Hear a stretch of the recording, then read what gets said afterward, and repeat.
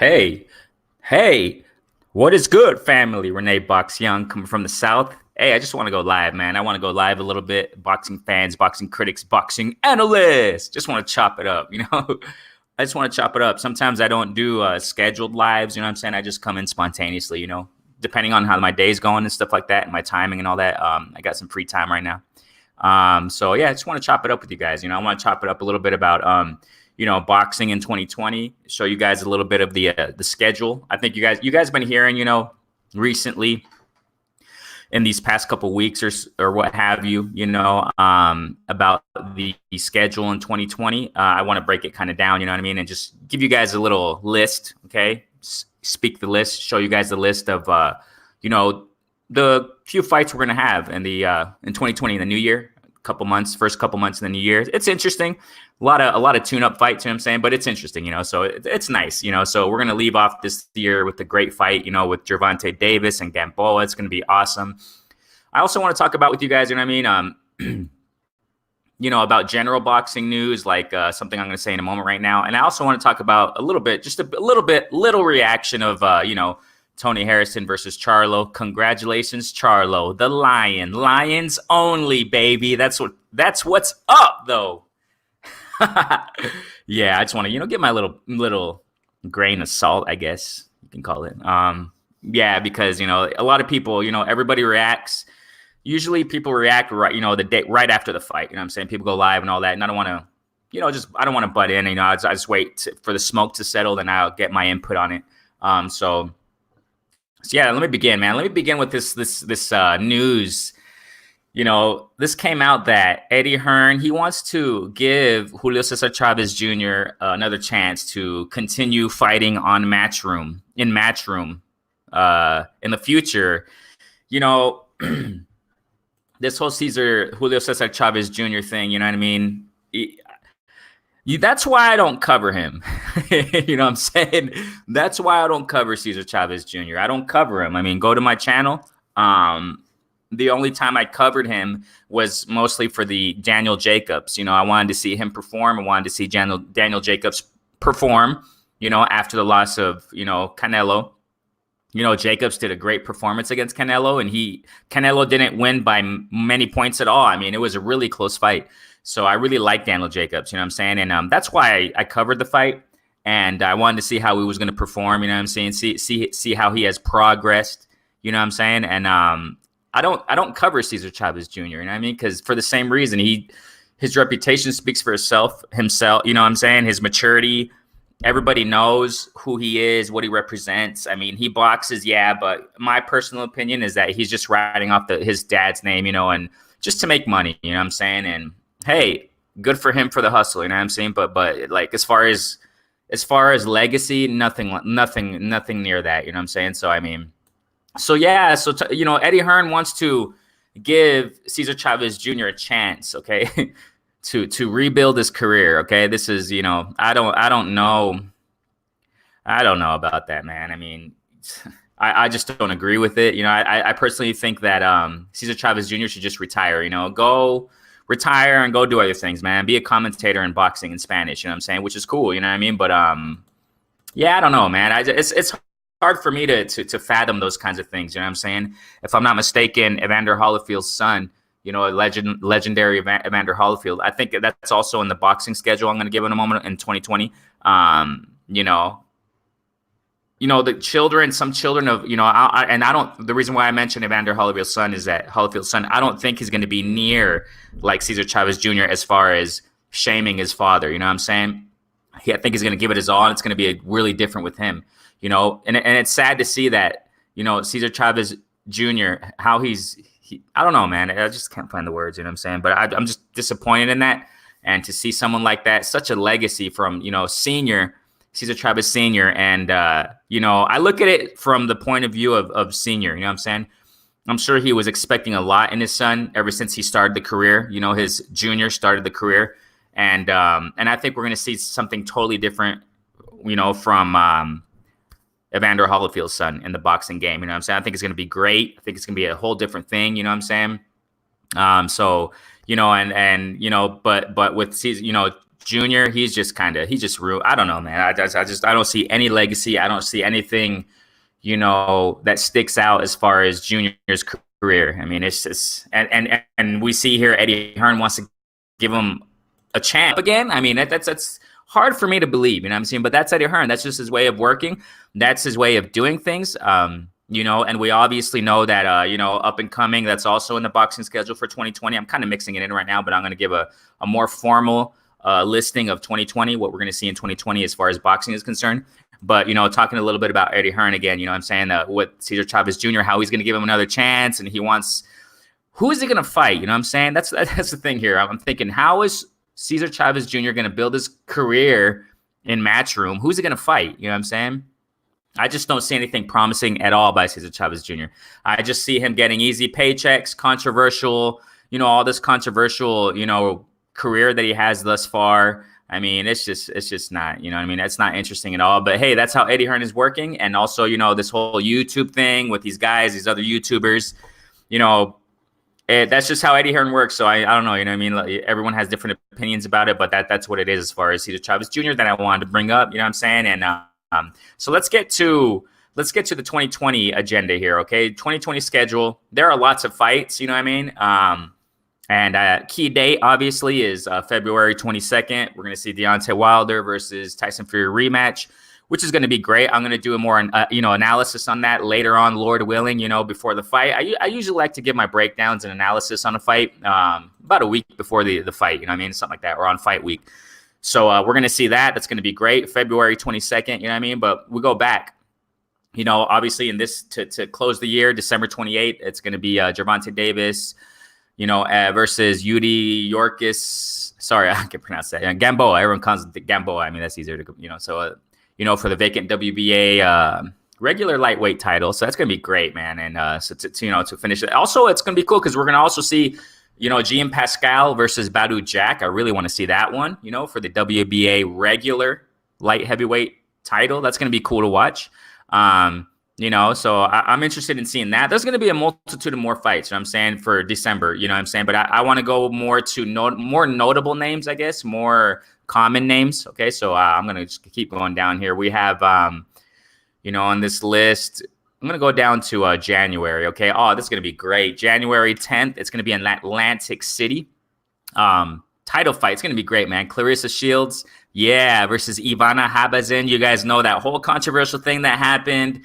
Ivana's trainer, if I'm not mistaken, got, assaulted. It's going to be a 10-round fight for the vacant WBC, WBO Women's Junior Middleweight title. That's going to be great, man. That's awesome. January 10th, man, to start out the new year. It's going to be great, huh?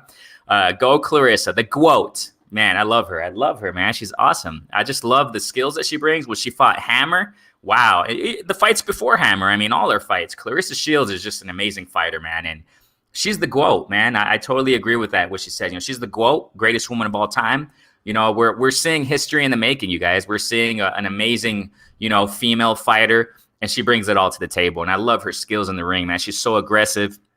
And she has controlled aggressiveness, you know what I'm saying? And so skilled, Her footwork, her speed, her combos, man, she just goes for the gusto, you know what I'm saying? And that's going to be an awesome fight. I see Clarissa Shields just dominating Ivana, you know what I'm saying? This whole thing that happened, this whole thing, this whole controversy that happened, this whole incident that happened, unfortunately, Ivana's trainer got, if I'm not mistaken, it was a trainer. Kind of forgot about it a little bit, but if I'm not mistaken, the trainer got, injured. It was her trainer, Ivana's trainer, Habazin's trainer. I think that Clarissa Shields has just fueled her fire more, you know what I'm saying?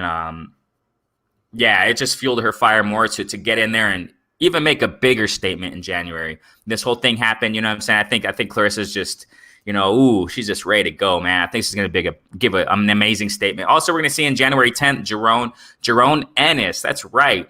Some time ago, a couple months ago, I talked about Jerome Ennis, man, about the prospects.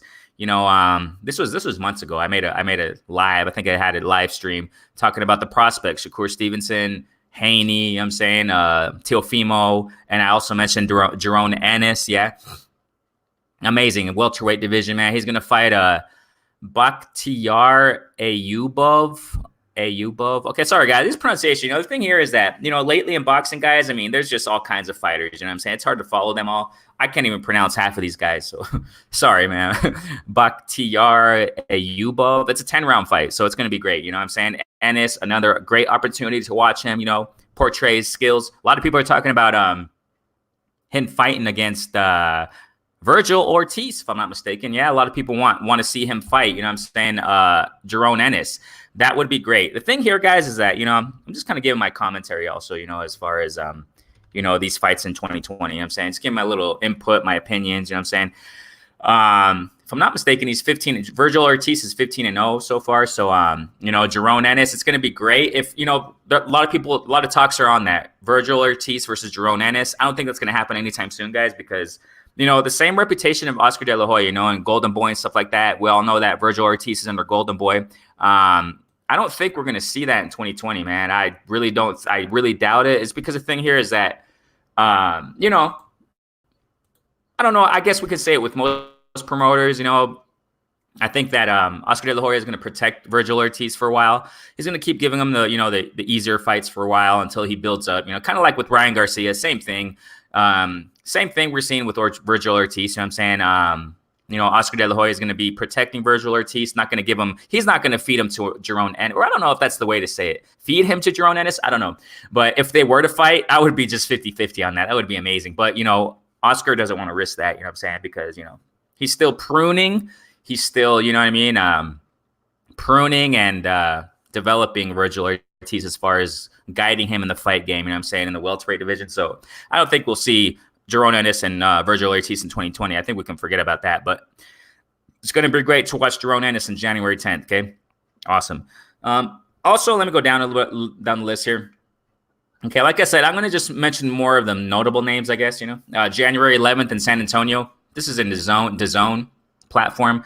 Jaime Munguia versus Gary Spike O'Sullivan, 12-round middleweight fight. So that's going to be, I guess, interesting, Jaime Munguia, you know what I mean? I personally don't. A lot of people, I don't know. A lot of people talk about Munguia, you know what I mean? And I understand why, and even there were talks before about Munguia versus Canelo. Excuse me. Canelo would smash Munguia, guys. Jaime Munguia, his guard and his defense isn't the best. He gets hit a lot. And that's not really, he has a lot to work on. That's the thing. He has a lot to work on. And, in my personal opinion, Jaime Munguia isn't the best out there as far as that division, you know what I'm saying?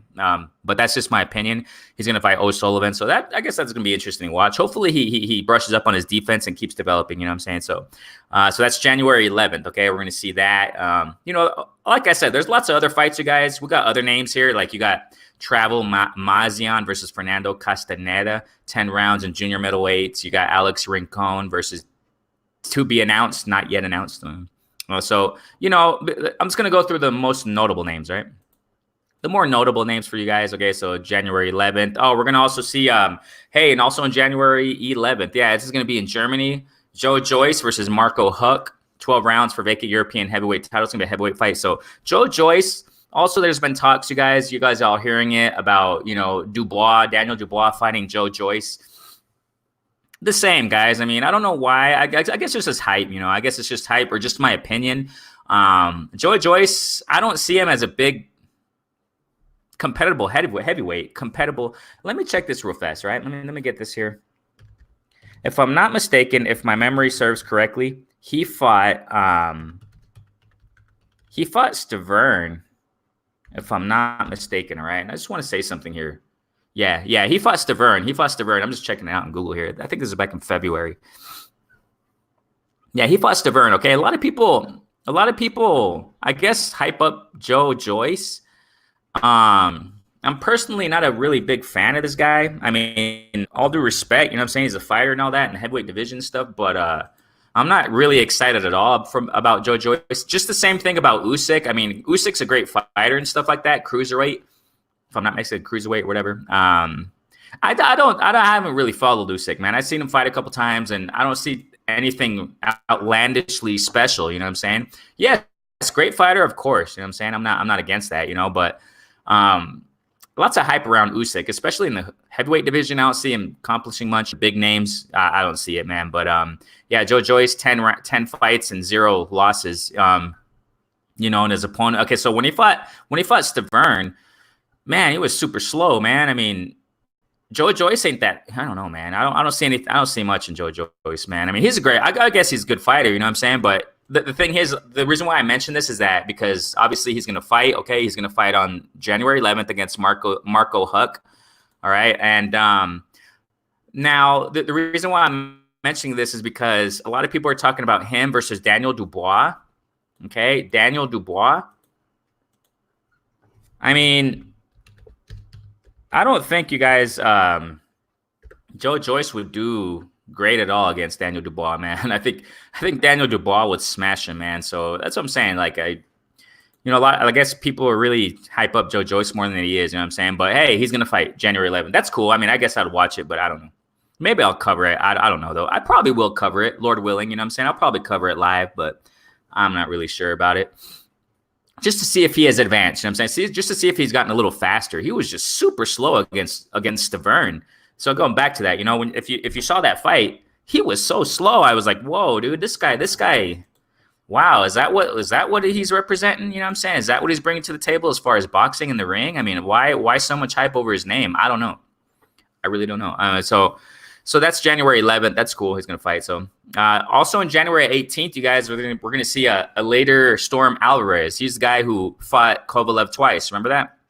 He knocked Kovalev out the first fight, and Alvarez lost against Kovalev in the rematch. If I'm not mistaken, Alvarez got knocked out, by Kovalev in the rematch. So that's going to be a 10-round light heavyweight fight. It's going to be interesting, yeah. So I want to see Alvarez come back, you know what I'm saying? A later Storm Alvarez in the light heavyweight division. It's going to be cool to watch, so I think it's going to be interesting. So that's cool. It's going to be in January 18th. I think that's valid to watch, you know what I'm saying? I think it's worth watching, you know what I mean? As far as in me, I want to watch that. So that's going to be in January 18th, you guys. Also, we're going to see, J-Rock, January 18th. Julian Williams versus Jason Rosario, all right? 12 rounds for Williams. His titles, the IBF WBA junior middleweight title. So that's going to be cool, man. Cool fight. Lots of works, lots of people, rumors, people pushing Charlo versus Williams for unification, stuff like that, so that's going to be cool. Hopefully that happens later on in 2020. I think it will, but we'll see, right? Who knows, right? Boxing nowadays, it's hard to predict everything accurately, you know what I'm saying? So yeah, Julian Williams versus Jason Rosario. It's going to be a cool fight. I mean, cool in the sense of, we all see it as most people at least, you know what I mean? See it as, a warm-up fight, whatever, stay busy fight. But I think it's going to be cool because I want to see Julian Williams see the same thing. I want to see how he has improved, ever since his win, against Jarrett Hurd. We all want to see improvement, obviously, especially with J-Rock now that he has those titles, man. So Jason Rosario has 19 wins. Okay, he has 1 loss. All right. His last opponent was he won split decision if I'm not mistaken. Okay, and before Cota, it was Mark Anthony Hernandez, TKO. Yeah, Juan Carlos Rodriguez. These are the names he has fought. Okay, Jamonte Clark back in August of 2018. Justin DeLoach, Marky Anthony Hernandez. So these are the guys he has fought. I think J-Rock is going to take him out nicely, but we'll see, right? We'll see if 2020 is going to be a year of the upsets also, a year of upsets like they called it 2019. So, several upsets 2019. So that's, Julian Williams is going to fight Jason Rosario. All right, so 12 rounds. So for the IBF WBA junior middleweight title, all right? So that's on January 18th, all right? We're also going to see, let me go down here. You all know about Danny Garcia, right? January 25th, that fight, he's going to fight against Ivan Redkach. I think it's going to be a WBC welterweight eliminator. So I think Danny Garcia is going to really take this dude out. So, just get him out the way. And I'm saying to be a, WBC welterweight eliminator, cool. I think Danny Garcia, I hope he gives us, more development also. And it's going to be interesting to watch, I guess. Jarrett Hurd, y'all know, a lot of people disappointed in this one. A lot of people are disappointed in this one. Yeah, Jarrett Hurd versus Francisco Santana, 10 rounds in junior middleweights division. So Francisco Santana, a lot of people, yeah, they're not happy about it, but I don't know, man. I who am I? I don't know, man. I don't know what to say on that one. I want to see. Okay, this is what I'm interested in. I always want to see development in fighters. You know what I'm saying? That's just me. I'm sure everyone else does also, I guess, as a boxing fan and stuff, and as boxing analysts and stuff like that. But as purists, I guess we can say, as far as the sport of boxing, they all want to see, well, at least me, I guess I can speak for myself at least, that I want to see development in people that I like, you know what I'm saying? Not just people that I like, any, boxers in general, right? Who are coming up, or champions, former champions like Jarrett Hurd. You know what I'm saying? I liked him. I really like him. And I've been seeing his development, when he fought Trout, and, man, he's known for wars. He's a warrior, and I respect him totally. You know what I'm saying? I like him, But the thing I just, don't approve of from Jarrett Hurd, I haven't seen him progress much, man, as far as his style. You know what I'm saying? Always hunchback, always goes forward, and just like doesn't have much head movement, much head movement at all. He gets hit a lot. That's why he lost against J-Rock, man. That's why he lost. You know what I'm saying? I haven't seen much improvement at all in Jarrett Hurd. You know what I mean? He's a go forward fighter. He punches. He gets hit a lot. And I mean, he's a warrior, you know what I mean? And he's not as fast as I approve, you know what I mean? As I want him to be. And I hope he does show that against Francisco Santana. I hope he shows more head movement. I hope he shows more footwork. He doesn't have much of that, and head movement, man, and not being hunched back and just sitting there waiting for the uppercuts, you know what I'm saying? Waiting for the uppercuts and jabs through the guard, you know what I mean? Jabs through the guard in between the gloves going at his face. It's too much. I've seen too much of that. We've seen too much of that. Jarrett Hurd receiving too much punishment, even though he has won so many, all the fights, before J-Rock, you know what I'm saying? Great record, but he just gets hit too much, man. So I really hope he does show improvement against Francisco Santana. I really do, man. So, we're going to see that in January 25th, and January 30th in Miami by DAZN, Demetrius Andrade versus Luke Keeler.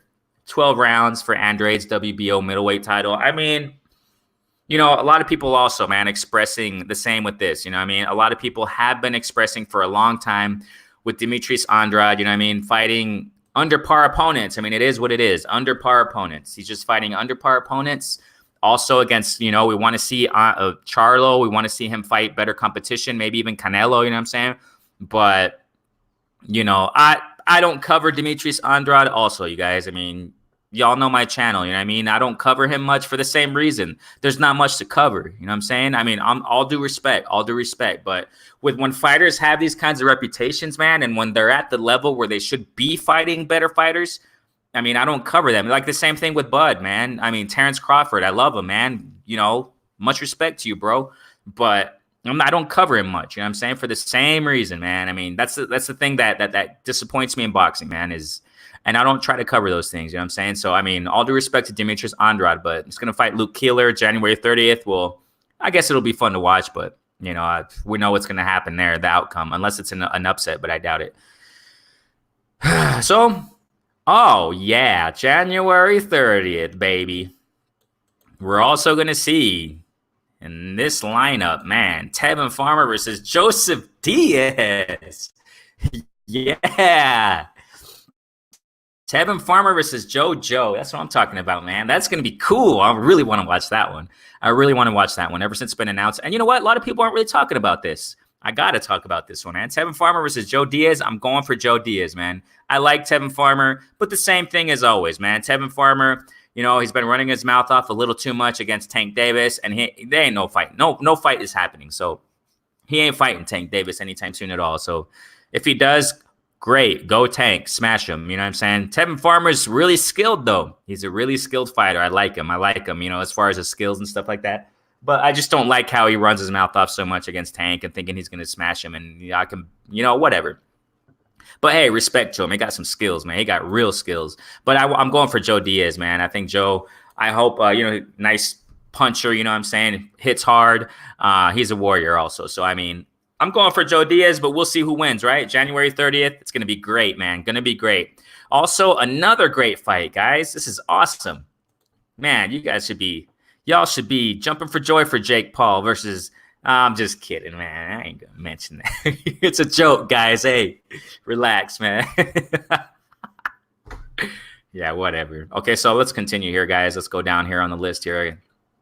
It's gonna be around. I'm gonna go down a little bit more. February, down to February. We're gonna see Jose Ramirez versus Victor Postal. Okay, 12 rounds for Ramirez, WBC, WBO, Junior welterweight title. I think it's gonna be cool. It's gonna be in China, man. So I don't know what time that thing's gonna start, but who knows, man? I don't know.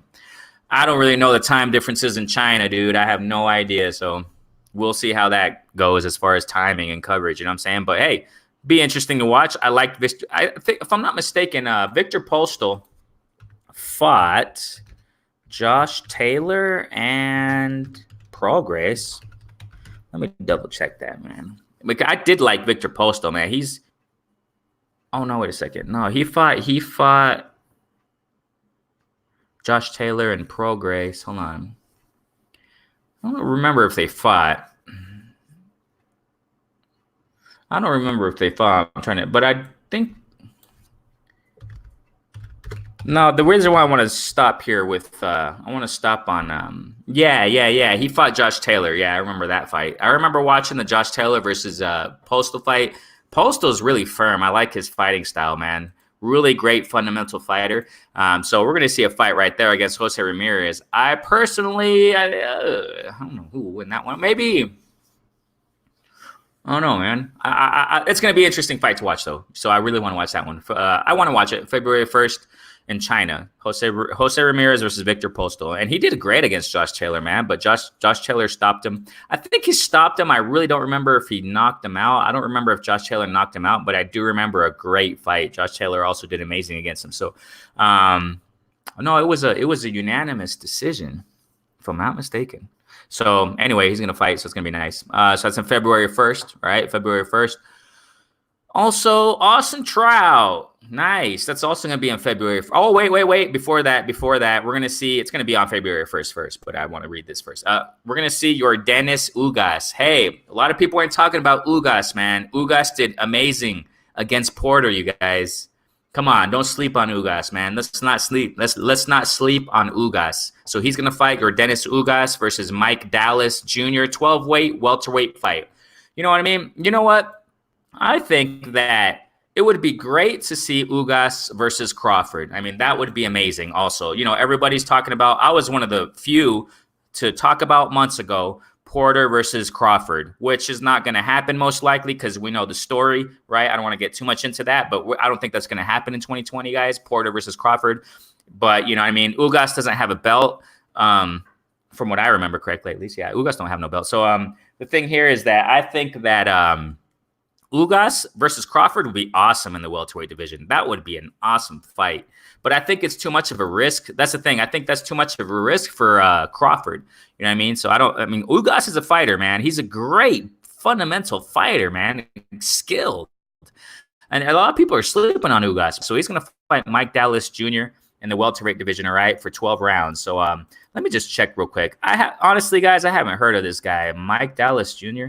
Sorry, man. I mean, I ain't no expert in this thing, but I haven't heard of a Mike Dallas Jr., man. So let me check it out. I'm going to check out his record real quick. Check him out. So he's 23.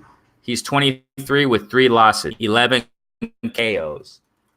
11 KOs. So let's see who he has fought. He's fought Morris Rodriguez, Adam Boa, Desi Hernandez Harrison, Orlando Rivera Mesa. So these are he's fought Matisse back in 2013, a while ago.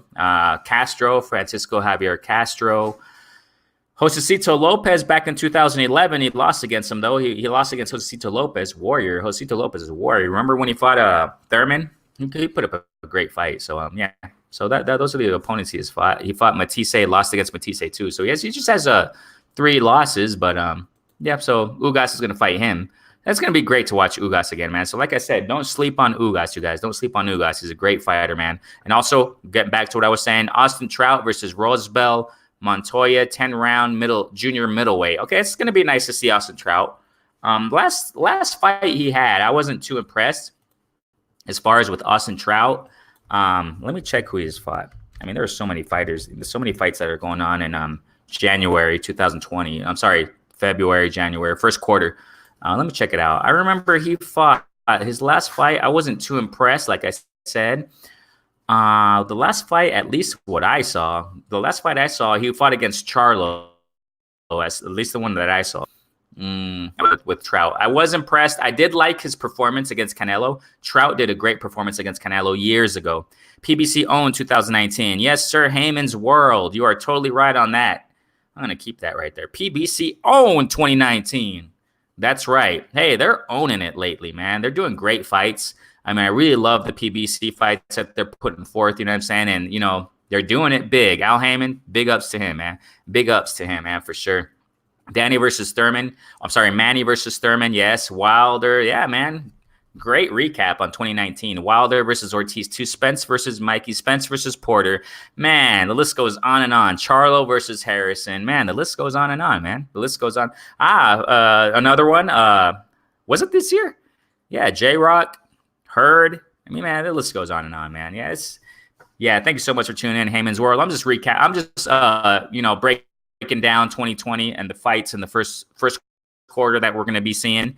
I mean, fights, you know, I guess that are making noise as far as other platforms, you know what I mean, other promotions here in this 2020 schedule. So right now I'm talking about Austin Trout versus Rosebel Montoya. So like I said, I wasn't too intrigued by Austin Trout last time I saw him fight. I think it was against Charlo. I think that was the fight I saw.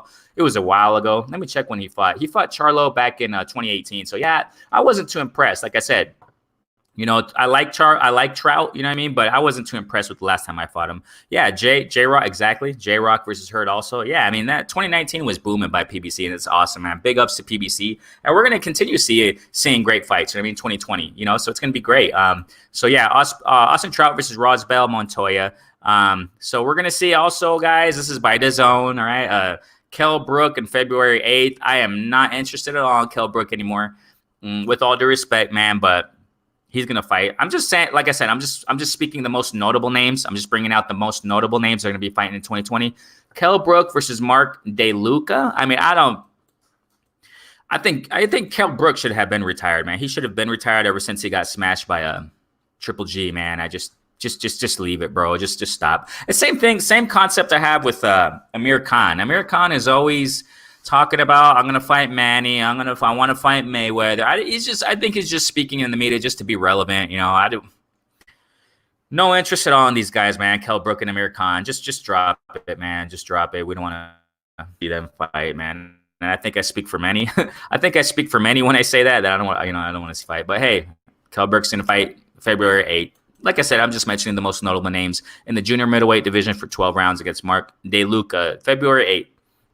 They're going to be fighting in Sheffield, England, right? Oh, we're going to see Evan Holyfield. Great. We're going to see Evan Holyfield, you guys. So let me check here real quick. Holyfield. Nice. Yeah, Evan Holyfield. I mentioned him a moment ago. So hold on here. So yeah, we're going to see Evan Holyfield. 2 wins so far. So we're going to see him. He's going to fight. Let me see the date in February, Florida. It says here in the parentheses in Facebook, I guess, and YouTube. So that's gonna be cool. Junior middleweights to be announced. His opponent, they're gonna be announcing it soon. So Evan Holyfield, I really want to see that. So that's gonna be cool. February 8th, you know, prospect right there, or you know, up and coming. So also February 15th, you guys. February 15th. Yeah, let me read this here real quick. Heyman's World. Brook and Amir should fight each other. Left million. Yeah, that's the thing. But that's the thing, though. The thing I don't like about Brook and Amir, they just talk too much, man. They don't do anything. They just talk and talk and talk months and months and months. And, you know, it just keeps us on the what's going to happen, you know. And I got tired of them, man. That's the only thing I got tired about them. Yeah, they should have fought, though, a long time ago, man. And hopefully they do. But I don't know, man. You know, unfortunately, they just talk too much and they don't bring it to action. They're just, you know, I guess they're trying to just stay relevant, but I don't even think that's going to happen. Knowing Eddie Hearn, he probably wants it to happen, though. I mean, that would be nice to watch. That would be nice to watch. You know, Brook and Amir Khan. I would like to see it, and that can be the last fight of their careers, and they can leave. You know, that would be interesting, though. Yeah. So we have in Nashville. Okay, this is by Fox. Caleb Plant versus Vincent Feigenbutts. Okay, sorry, man. I don't know the pronunciation of these guys. Like I said, these guys, man, I don't even, not having of, but hey, man, I guess it is what it is, right? So Caleb Plant's gonna fight this guy. Let's check his record real fast. Hold on. Vincent Feigenbutts. Okay, sorry, man. Feigenbutts, or I don't know. 31 and 2 losses, 28 KOs. So apparently, I guess he's going to bring competition to Plant, right? So I'm not saying he isn't. I never heard of this dude, but so yeah, he's going to fight Caleb Plant. So I mean, hey, 31 wins and 2 losses. Why haven't we heard of him? Why haven't we heard this guy? Okay, so Renee Bakia, Eddie needs to make Caleb Smith versus Bill. Oh yeah, man, that would be. You know, the thing here is that Billy Joe also wasn't even satisfied with his last fight. I forgot the guy he fought. What was his name? Some Spanish guy. I don't remember his name, but right. I think it was before the. It was in the night that, if I'm not mistaken, it was the night that Haney fought, Devin Haney, right? And that whole YouTube headliner or whatever. I think it was that night.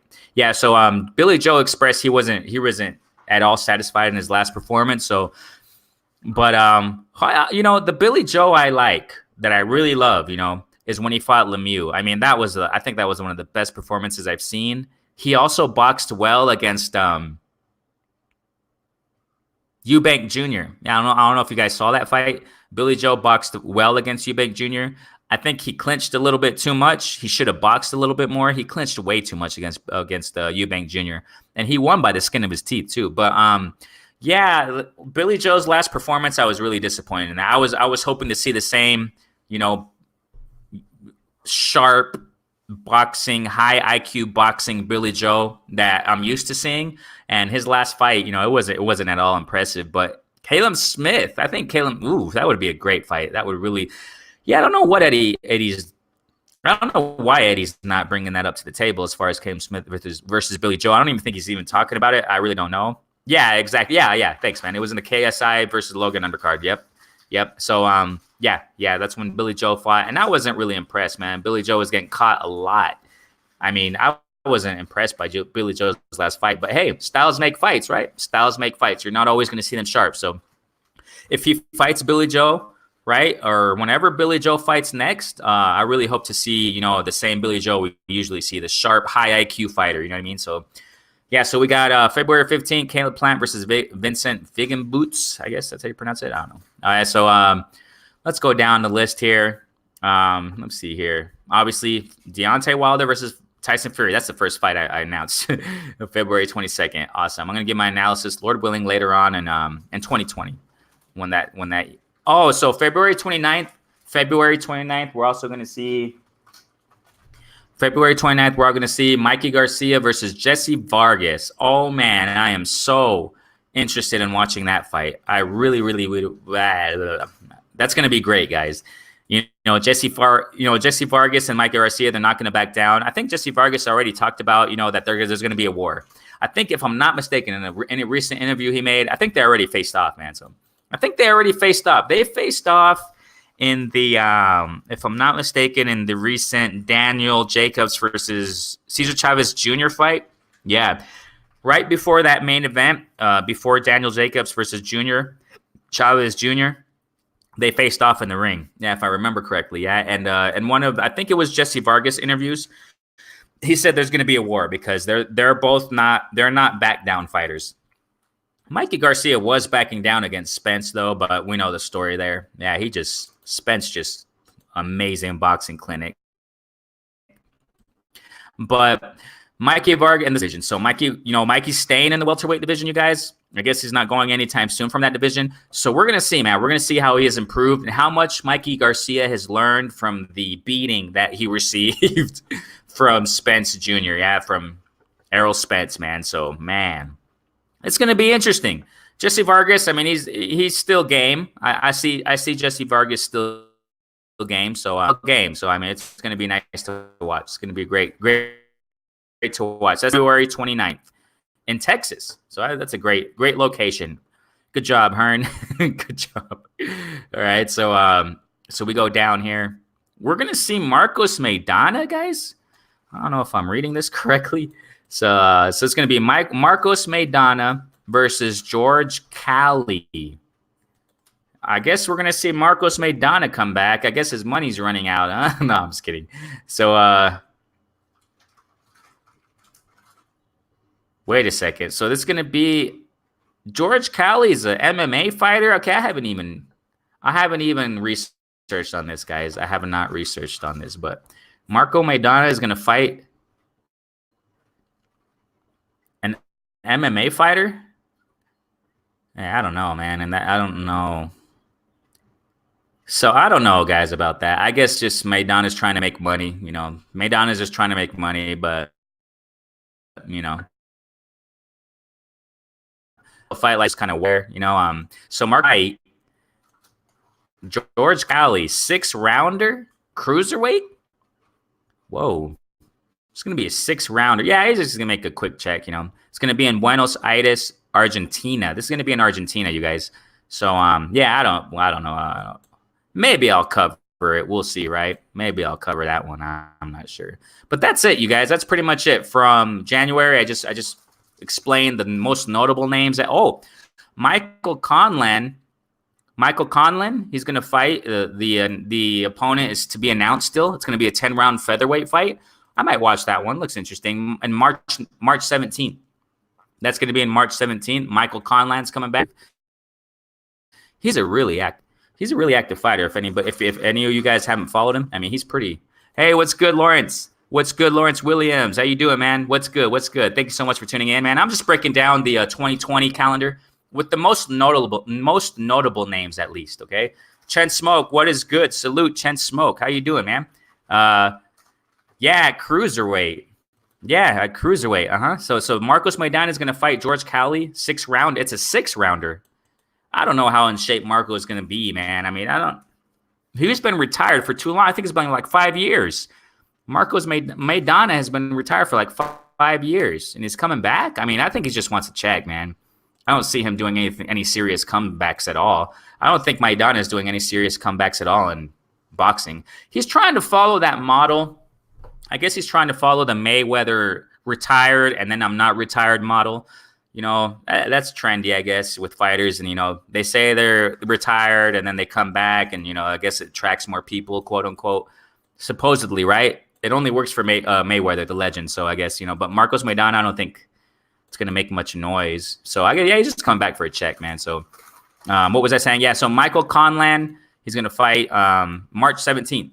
So like I said, I'm just saying the most notable names are going to fight in the first quarter of 2020. So those are all the fights, guys. I just finished the whole list as far as the most notable names. So it's going to be interesting. I see more, warm-up fights. I think mostly we're going to see in the first quarter, guys, apart from Wilder versus Fury rematch, okay? Apart from that, mostly it's going to be warm-up fights, you know what I mean? But I really want to see in this year, at least December 28th, to close it off. It's going to be great. Gamboa versus Davis. Love to see Davis always. And Pascal versus Badu Jack. Awesome. I really want to see those. That's going to be great. So 2020, that's how it looks like. It just appears to be mostly for the first quarter, guys, warm-up fights. You know what I mean? I don't know if another fight is slipping me up for 2020 in the first quarter, okay? First quarter of 2020, it's going to look like for mostly warm-up fights, you guys. I think, more, I guess you call it a prediction, whatever, but I think more mid-year, late year of 2020, we're going to see bigger competition fights. Okay, I mean, there are so many potential fights out there, just like Heyman's World, right? Shouts out to Heyman's World. Just like he talked about, mentioned Callum Smith versus Billy Joe. We might see that. Hopefully, that would be great. And probably we will see a unification fight between J-Rock versus Charlo. I see that more mid-late 2020. So that's that, you guys. That's it as far as 2020, the first quarter.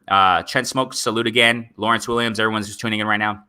Now, I got that out the way. Just a minimal news of boxing out the way. Okay, now I want to get to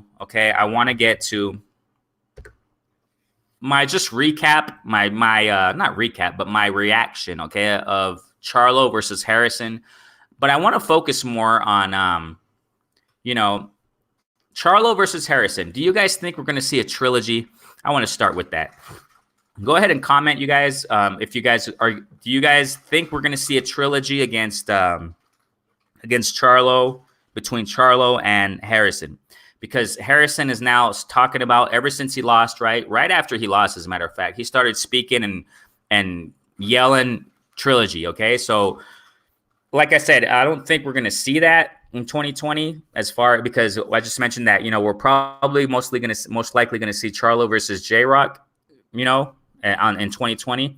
So I don't think we're going to see a trilogy against and I don't think that was a great fight, you guys. That was a great fight. First and foremost, hats off to both, but I just see Tony Harrison is not accepting a loss, with the showboating that he showed. And it wasn't just in the fight, it was in the lead up to the fight. He showboated too much. How did he showboat? Remember when he entered the when they faced off in the last press conferences? Oh, real quick, Heyman's World, before we get into this. Jacobs versus Andrade. Yeah, or Jacobs versus Billy Joe.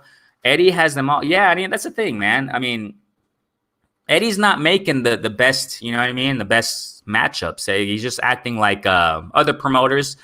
Not mentioning Al Heyman. I'm not mentioning that one. But as far as, Bob Arum and, how Terrence Crawford isn't seeing the best competition, the same we can say about Oscar De La Hoya.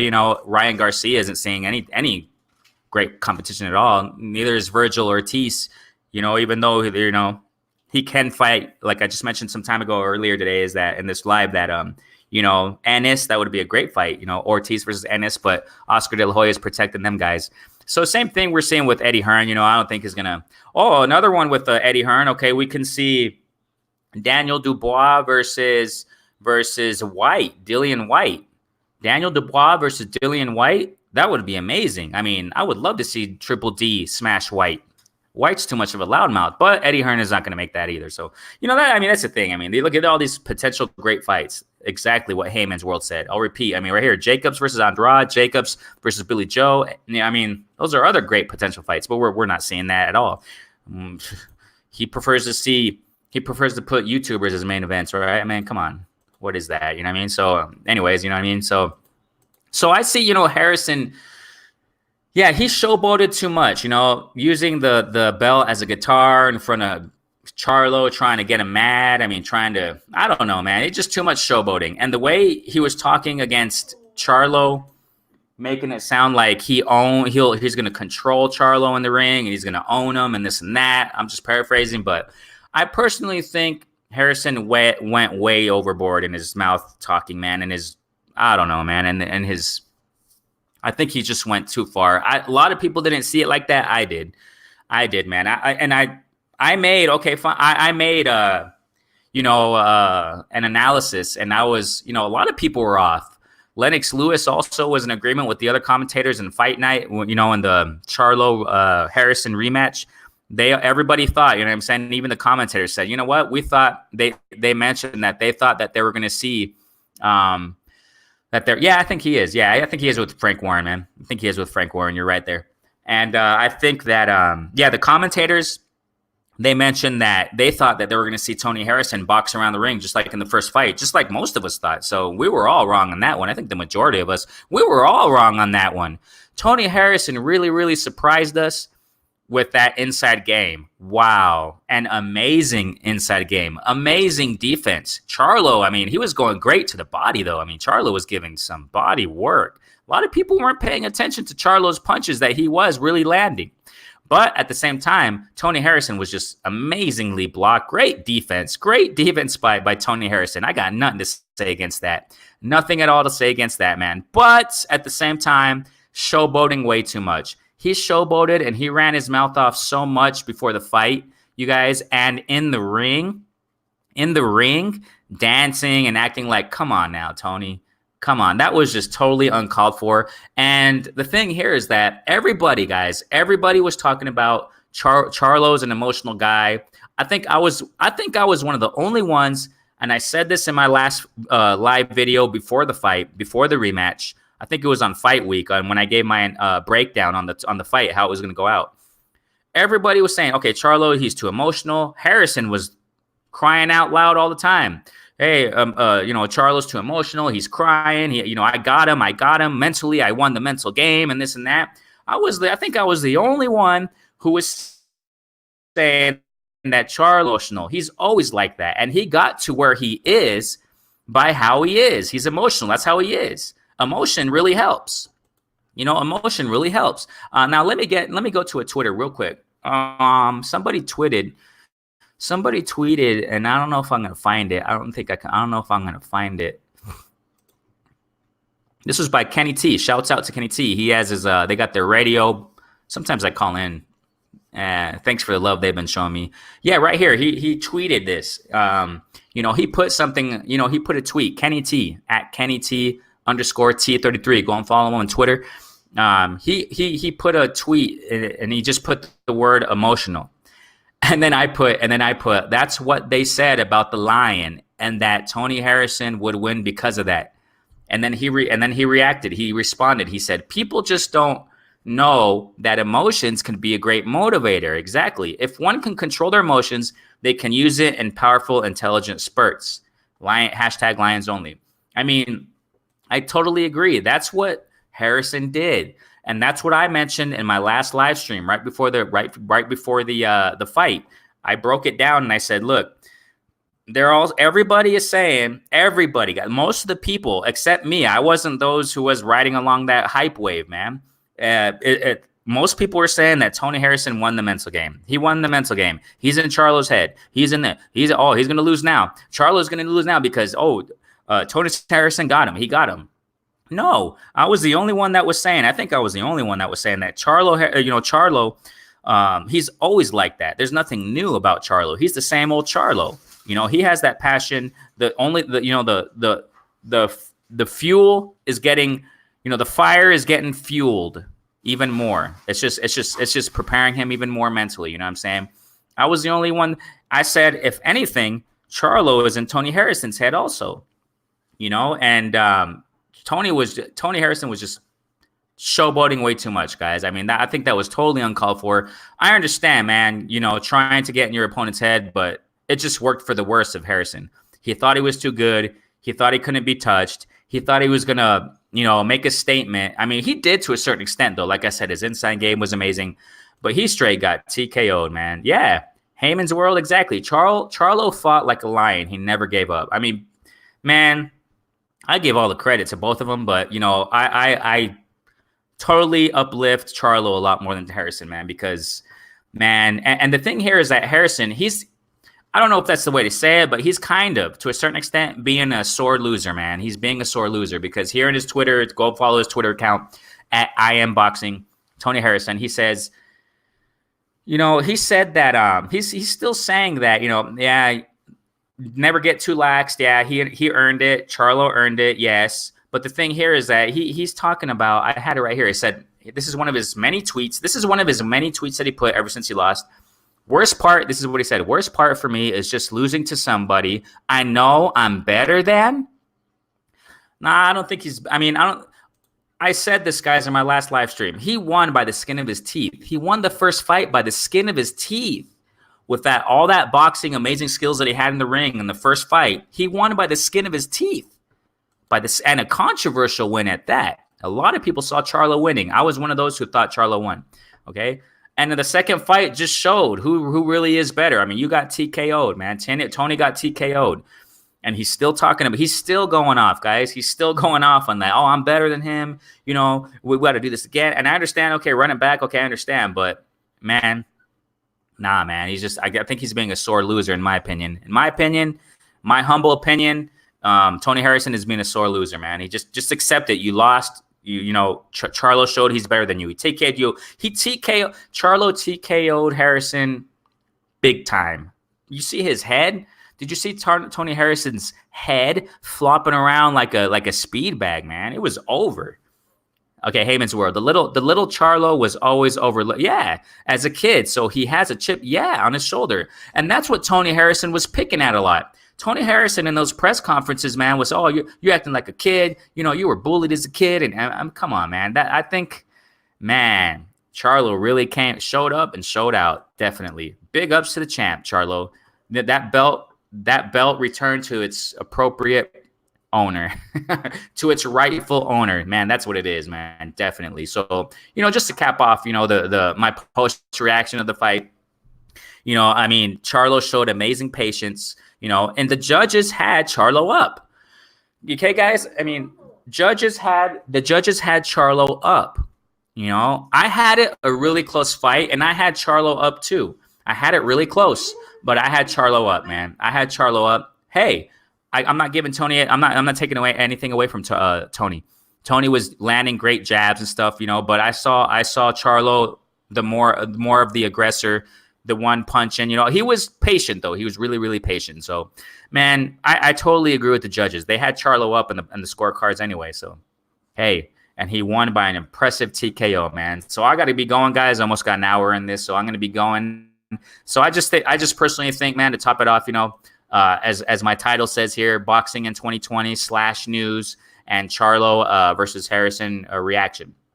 My post-fight reaction, just to top it off, I think that Harrison, he just talked a little too much, man. He talked way too much. He talked way too much smack against Charlo, and that was just only fueling the flame. That's all it was doing. It was just making Charlo hungrier. That's another thing that I mentioned in the last live stream that I had before in my analysis before the rematch. I mentioned that Tony Harrison doesn't look as hungry. I mentioned that, man. I even mentioned it. Go back to that live. I was pretty accurate in that. I was mentioning that Tony Harrison doesn't look as hungry as Charlo. Charlo is always hungry, and he looked a lot more hungrier, a lot more focused. Emotional. He's always emotional.